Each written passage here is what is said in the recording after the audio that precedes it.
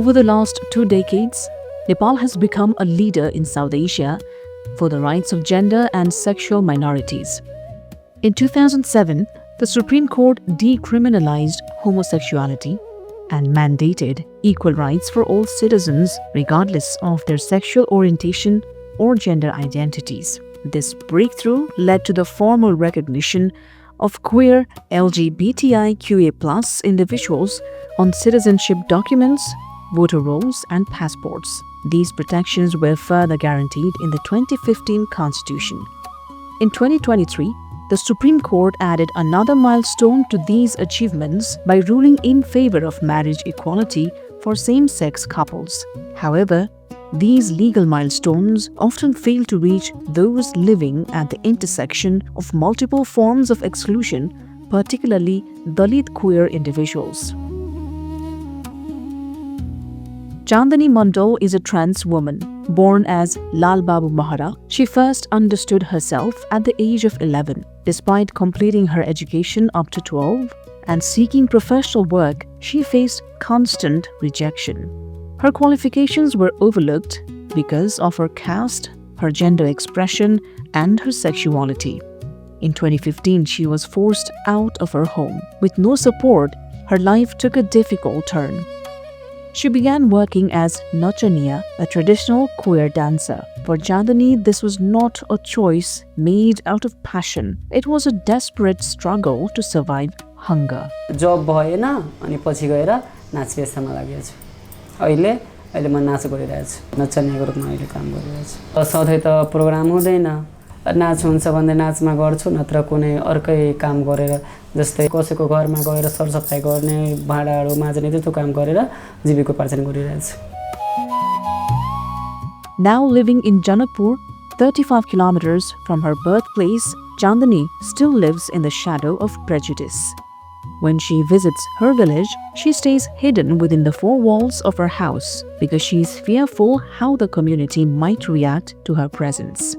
गाउँमा जाँदाखेरि अब पर्वहरुमा जाँदाखेरि म घुम्न जादिनँ त्यही लाजको कारण उनीहरुको व्यवहारको कारणले ए गाउँमा जाँदाखेरि बाहिर निस्किँदाखेरि ए छक्का आइसक्यो रे हिजडा आइसक्यो रे मङमेरा आइसक्यो रे ए हेर कस्तो त्यसको अनुहार छ कस्तो कपाल पालेको छ कस्तो नङ पालेको छ रे कस्तो चुरा लागेको छ रे अनि म जाँदाखेरि बाहिर निस्किदिन घरमै हुन्छ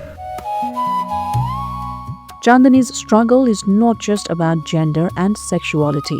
It is deeply marked by caste discrimination, a painful reality that has haunted generations. As a Dalit queer, she carries a double burden. The constant cycle of physical and mental violence has pushed her to the edge of despair, leading to multiple suicide attempts. कति जनाले त जान पनि गुमाइसकेको छ जान पनि गरिया छ मेरो यो आफ्नै साथीको भन्दै छु मसँगै बस्ने साथी चाहिँ केटा चाहिँ अर्कै जाति हो उ चाहिँ दलित जाति हो अगाडि थर थाहा नहुँदाखेरि धेरै माया गर्थ्यो धेरै प्रेम गर्थ्यो धेरै जे गर्छौ तिमी नै गर्छौ जे गर्छौ भने म नै गर्थ्यो अनि पछि गएर थाहा भयो कि तिमी त्यो थर छौ म त्यो थर छु भनेर उलाई छाडिदियो अनि पछि गएर केटा चाहिँ केटीसँग बिहे गर्यो अनि मेरो साथीले के भन्छ रुखमा झुन्डिएर जान गुमायो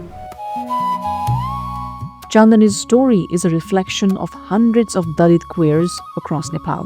For them, caste discrimination and challenges related to gender and sexual identity are not separate. They intertwine and amplify the hardships they face. दलितहरु भन्दा बित्तिकै मान्छेहरुको चाहिँ सेन्स के हुन्छ भने अलिकति पछाडी परेको भन्ने हुन्छ हैन तर कस्तो हुन्छ भने अब कति मान्छेहरु चाहिँ बुझी पनि के अब यो समुदाय हो भने तर उसलाई चाहिँ हाँसको पात्रको रूपमा पनि ल्याइदिने अनि प्लस फेरि यो सानो जातको मान्छे जातै जनाको त हो नि यिनीहरु भनेको त पछाडी पनि त्यसमा पनि हेर त यस्तो छक्का हिजडाहरु चाहिँ भएछ केटै जन्मा थियो केटी नै जन्मा थियो यस्तो भएर हिँड्यो भने चाहिँ समाजले त भनि नै रहन्छ मेरो जेन्डर आइडेन्टिटी भन्ने कुरा चाहिँ मैले हुर्किदै बढ्दै जाँदाखेरि आफूमा अनुभव गर्ने कुराहरु थियो भने कास्ट भन्ने कुरा चाहिँ म जन्मिने बित्तिकै मेरो नामसँग जोडिएर आइसकेको थियो के अनि जन्मिने बित्तिकै मेरो बाबा आमाले भोगेको विभेदहरु मेरो पूर्वजहरुले भोगेको विभेदहरु मैले पनि भोगिराख्नु पर्थ्यो अनि त्यसमा पनि अब पछि चाहिँ जेन्डर आइडेन्टिटी थपिएपछि चाहिँ विभिन्न खालको उत्पीडनहरु चाहिँ मेरो भन्दा पनि अब समग्र दलित क्वेयरहरुकै भोगाइ चाहिँ कस्तो भने आफ्नो जेन्डर आइडेन्टिटी पनि अगाडि आइसकेपछि चाहिँ आफ्नै परिवारसँग हुने खालको विभिन्न खालको त्यो विभेदहरु हैन अनि पछि गएर चाहिँ खुलेर आफूले आफ्नो साथी सर्कलमा पनि जात भन्न सक्ने अवस्थाहरु छैन के In a society structured by caste, these divisions influence how love, desire, and intimacy are expressed. Yet, within the broader queer movement, Dalit voices are often sidelined. Simultaneously, the Dalit rights movement rarely speaks about sexuality. This leaves Dalit queer people caught in a double silence, where they are marginalized even within the groups meant to protect them. लैङ्गिक हिसाबले पनि अब आफू खुलेर आउँदाखेरि अब छक्का हिजडा आस्था भन्ने शब्दहरू धेरै सुनियो केटा हो कि केटी हो खोलेर देखा यताउता भन्ने धेरै कुराहरू यस्ता कुराहरूको चाहिँ एकदम धेरै स्ट्रगल भयो स्ट्रगल भएर पनि जे होस् आफूले हिम्मत हारेन हिम्मत नहारेपछि यहाँसम्म पुगेर अहिले यहाँसम्म चाहिँ आइपुग्यो त्रिसत्तात्मक सोच भएको नेपाली समाज एउटा नारीले त नारीको हैसियतले अब बस्नुपर्ने ठाउँमा हामी चाहिँ एउटा पुरुष भएर पनि महिलाको रूपमा चाहिँ देखिनु पर्दाखेरि चाहिँ धेरै नै सङ्घर्ष गर्नु परेको थियो दलित आन्दोलन 7 दशकदेखि निरन्तर रूपमा आफ्नो हक अधिकारको लागि लडिरहेको आन्दोलन हो यसले आफ्ना मुद्दाहरूको विषयमा जोरदार रूपमा माग गरिरहेको छ तर पनि एउटा पक्षलाई चाहिँ समेट्न सकेको छैन विशेष गरेर यो यौनिक तथा लैङ्गिक अल्पसंख्यक समुदायहरू जुन दलित समुदायमा अधिकांश रूपमा चाहिँ लुकेर बसिरहेको र भर्खर पहिचान सहित अगाडि आउन थालिसकेको समुदाय छ यो समुदायलाई चाहिँ अहिलेसम्म दलित आन्दोलनले समेट्न सकेको छैन र त्यस्तै दलित महिलावादी आन्दोलनले पनि यो मुद्दालाई एकदमै उहाँले चाहिँ समेट्न सकेको मैले देखिरहेको छैन Research conducted by Samari Utthan Sewa in 2022 reveals a stark gap in representation within the 39 organizations under the Federation of Sexual and Gender Minorities Nepal. Leadership is largely held by Hill Brahmin and Kshetri individuals at 31%, Madhisi non-Dalits at 36%, ethnic communities at 23%, and Newars at 10%. Dalit queer representation in leadership is almost non-existent even within Dalit-led or feminist organizations and Dalit-led civil society. This lack of visibility and representation pushes their specific priorities in the shadows.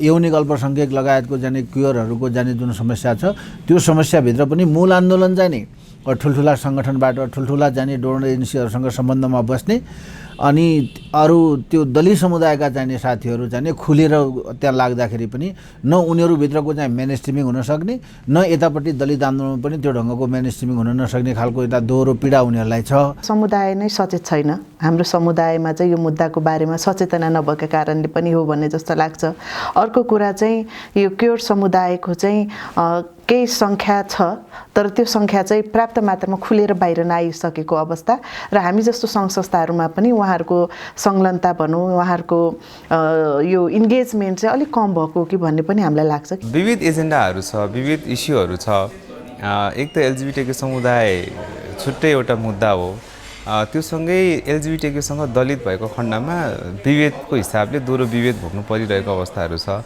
त्यो हुनाले अब यो double marginalise मा परेका समुदायका साथीहरूलाई दलित क्वेयरको रूपमा काम गर्नुपर्ने पनि निकै आवश्यकता रह्यो र विभेद समाजले गरेको विभेद र दलित भएर गरेको विभेद र दलितसँगै एलजीबीटीक्यू समुदाय भएर गरेको विभेद र एलजीबीटीक्यू समुदायबाट पनि फेरि दलित भएर गरिएको विभेदहरू यो दुईतर्फी डबल स्टिगमा डिस्क्रिमिनेसन र डबल मार्जिनलाइजमा परेको समुदाय चाहिँ क्वेयर दलितहरू हो Samari Utthan Sewa estimates there are roughly 800 Dalit queer individuals in Nepal facing extreme discrimination, particularly in Madhya province. A 2023 survey highlights the severity of their reality. 55% have no regular source of income. 49% face a total lack of job opportunities. 42% struggle to meet their most basic needs. 23% rely on sex work for survival. 17% are living with sexually transmitted infections. 35% have survived the trauma of rape, and 28% endure exploitation and abuse. Furthermore, a 2025 policy brief by Samari Utthan Sewa points out a critical failure in Nepal's national human rights institutions. While these bodies mention inclusion, they lack a strong intersectional approach. They fail to see how being both Dalit and queer creates a unique and intensified form of hardship. हाम्रो जस्तो जात र स्तरीकरण भएको समाजमा प्रेम, यौन र विवाह जस्ता विषयहरूलाई सजातीयतासँग जोडेर हेर्ने गरिन्छ। अब यो समस्या एलजीबीटीआईक्यू मुभमेन्टभित्र पनि छ। त्यहाँ एलजीबीटीआईक्यू मुभमेन्टभित्र पनि दलित जो साथीहरू हुनुहुन्छ र गैरदलित जो साथीहरू हुनुहुन्छ त्यहाँ बीचको जातीय विभाजन पनि छ। सामरी उत्थान सेवाले त्यहीबाट हामीले के गरिरहेका छौँ भने यो सिस्टमेटिक च्यालेन्जलाई कसरी समाधान गर्ने भन्ने हिसाबले सोचिरहेका छौँ। त्यसको लागि हाम्रा संरचनाहरू दलित क्वेयर फ्रेन्डली हुनुपर्छ र हाम्रा नीतिगत व्यवस्थाहरूले, हाम्रा आन्दोलनहरूले समाजको सबभन्दा पिँधमा जो रहेका छन् ती व्यक्तिहरूको मुद्दाहरूलाई प्राथमिकता दिनुपर्छ भनेर हामीले हेरिरहेका छौँ। त्यसको लागि विशेष गरेर इन्टरसेक्सनल फ्रेमवर्क हामीले एडप्ट गर्नुपर्छ भनेर हामीले त्यसको पैरवी पनि गरिरहेका छौँ। दलित समुदायका व्यक्तिहरूलाई एउटा नेटवर्क मार्फत हामीले चाहिँ सङ्गठित गरिरहेका छौँ। लगभग 800 जना दलित क्वेयर कम्युनिटीका प्रतिनिधिहरू हामीसँग आबद्ध हुनुहुन्छ। हामीले चाहिँ अहिले 6वटै प्रदेशमा दलित फ्रिडम सेन्टर भनेर स्थापना गरेका छौँ। A 2023 UN Women Report titled Evidence to Action confirms that Dalit LGBTQIA+ people often avoid seeking help, which only increases their risk of violence. Their vulnerability is worsened by poverty, landlessness, and the systemic denial of economic opportunities. पहिला संगठन बनाएर आफ्ना समस्याहरूलाई सूत्रबद्ध गर्ने, कानुनले दिएको अधिकारहरू कहाँ भोग्नलाई समस्या हो त त्यसको सूत्रबद्ध गर्ने, अनि अदालतमा मुद्दा हाल्नुपर्छ भने मुद्दा हाल्नुपर्ने विषय छुट्याउने, त्यहाँ मुद्दामा जाने, राजनीतिमा पार्टीहरूमा कुरा गर्नुपर्छ भने पार्टीहरूमा कुरा गर्ने, सरकारमा पुर्याउनु पर्छ भने सरकारमा पुर्याउनु पर्ने, र चाहिँ जुलुस निकाल्नु पर्छ भने अनि जुलुस निकाल्ने थाल्ने, यसरी जानुपर्ने हुन्छ नि त हैन। समस्या त थुप्रै छ नि त, एउटा मात्रै त छैन, किन हामी सङ्गठित भएर भनेकै छैनौँ त समस्या त छ। त्यसलाई सूत्रबद्ध गरेर अलि भन्न थाल्नु पर्यो। त्यसकारणले हरेक समस्याको समाधान गर्नलाई एउटा सङ्घर्षको विषय बनाउनुपर्छ, सङ्घर्षको विषय बनाउनुपर्छ हैन। कोही स्थानीय तहमा लड्नुपर्ने विषय होला, कोही प्रदेश स्तरमा लड्नुपर्ने विषय होला, कतिपय चाहिँ राष्ट्रिय स्तरमा बदल्नुपर्ने विषय होला। त्यसको निम्ति कुन बाटो जाने भनेर चाहिँ सल्लाह सुझाव साथ दिएका हामी सबैको हुन्छ, तर तपाईहरुले त्यो मार्ग पहिला तयार पार्नु पर्यो। Despite immense barriers, grassroots activists are fighting for the dignity of the Dalit queer community in Nepal. With the Dalit Queer Nepal movement led by Samari Utthan Sewa, SUS finally breaking the silence and exclusion. To combat this cycle of invisibility, SUS launched a year-long project titled Pursuing the Rights and Dignity of Dalit Queer People with Art and Activism in Nepal, funded by the Caste Foundation from January 2023 to March 2024, which integrated caste concerns into queer activism and vice versa, fostering dialogue and visibility through art and advocacy.